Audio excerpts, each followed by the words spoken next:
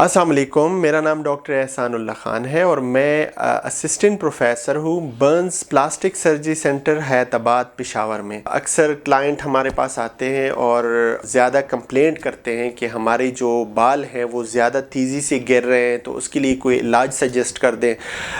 बहुत different types के इलाज हैं और उसमें सर्जिकल ट्रीटमेंट है और इसके अलावा मेडिकल ट्रीटमेंट है। मेडिकल ट्रीटमेंट में कुछ हम दवाइयाँ देते हैं और इसके अलावा कुछ और स्प्रेज़ हैं, मिनॉक्सिडिल है, ये सारी चीज़ें देते हैं। उससे भी हम कोशिश करते हैं कि उनके बालों का झड़ना या गिरना रुक जाए। फिर इसके अलावा हमारे पास सर्जिकल ट्रीटमेंट है। सर्जिकल ट्रीटमेंट्स में डेफिनेटली अगर हम बाद में जाते हैं हेयर ट्रांसप्लांट पे, लेकिन हेयर ट्रांसप्लांट पे जाने से पहले अगर हम उनके बालों का गिरना रोकना चाहते हैं तो उसके लिए हम एक ट्रीटमेंट करते हैं जिसको हम कहते हैं PRP या PRGF। एक और उसके साथ अटैच्ड एक ट्रीटमेंट है जिसको PRGF कहते हैं। तो ये दो ट्रीटमेंट हम फिर करते हैं। PRP बेसिकली क्या चीज़ है, ये आपके अपने ब्लड से, यानी आपसे थोड़ा सा ब्लड लेके खून निकाल के उसमें से कुछ ऐसे प्रोडक्ट्स हैं जो हम उस ब्लड में से एक्सट्रैक्ट कर लेते हैं और फिर वो ब्लड प्रोडक्ट या वो जो ग्रोथ फैक्टर हमें मिल जाते हैं उसको हम फिर आपके बालों की जो साइड्स हैं उसमें इंजेक्ट करते हैं, उसमें डालते हैं। तो उसकी वजह से जो आपके बालों की ग्रोथ है और जो आपके बालों की हेल्थ है वो बहुत अच्छी हो जाती है और बाल जो है वो गिरना कम हो जाते हैं और अक्सर 80-90% तक जो है रिज़ल्ट मिलता है। बास लोगों में तो 100% तक भी रिज़ल्ट मिलता है। PRP के साथ PRGF एक चीज़ है जिसमें हम PRP के साथ कुछ और एडिशनल प्रोडक्ट उसमें ऐड कर लेते हैं जिसमें ग्रोथ फैक्टर्स होते हैं।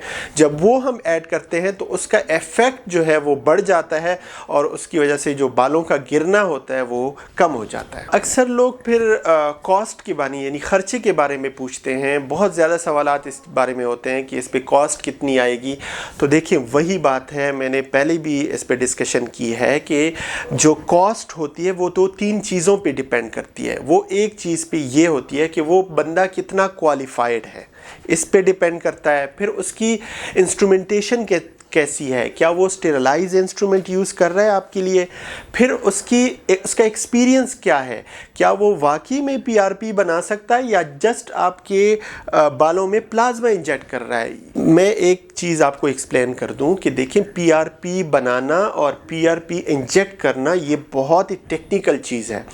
PRP बनाना एक टेक्निकल ऐसे है कि ये अक्सर लोग जो मैंने देखा है टेक्नीशियंस और वो सिर्फ प्लाज्मा बना लेते हैं, रेड ब्लड सेपरेट करके सिर्फ प्लाज्मा बना के उसको इंजेक्ट करते हैं और लोगों को कहते हैं कि ये PRP है। डेफिनेटली उसका थोड़ा बहुत इफेक्ट होता है लेकिन जिस तरह प्रॉपर PRP का इफेक्ट होता है वो नहीं होता।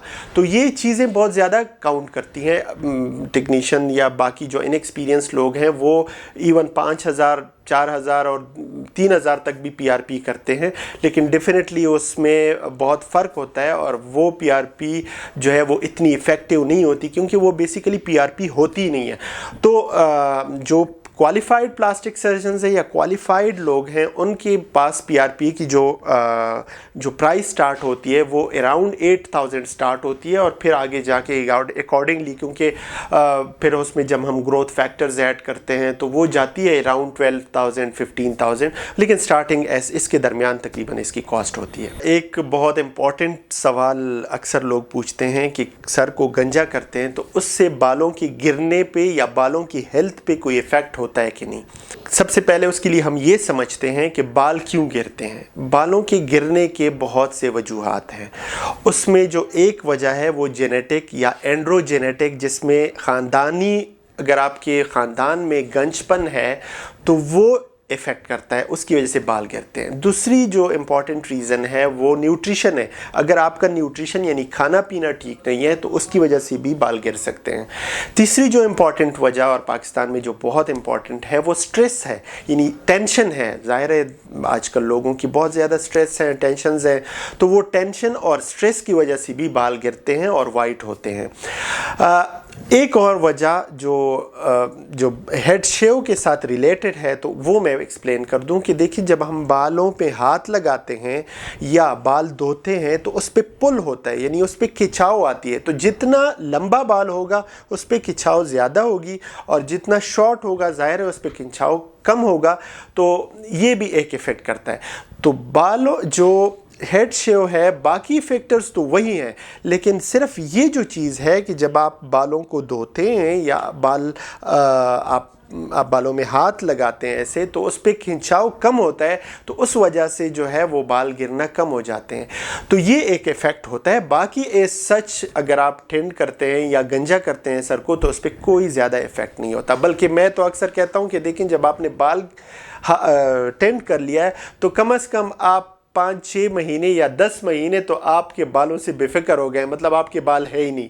तो खुदा न खास्ता उस 10 महीनों में जितने बाल आपके गिरने हैं उससे तो आप बिल्कुल फारिग हो गए। तो मेरे ख्याल में इससे ज़्यादा कोई इफ़ेक्ट नहीं होता।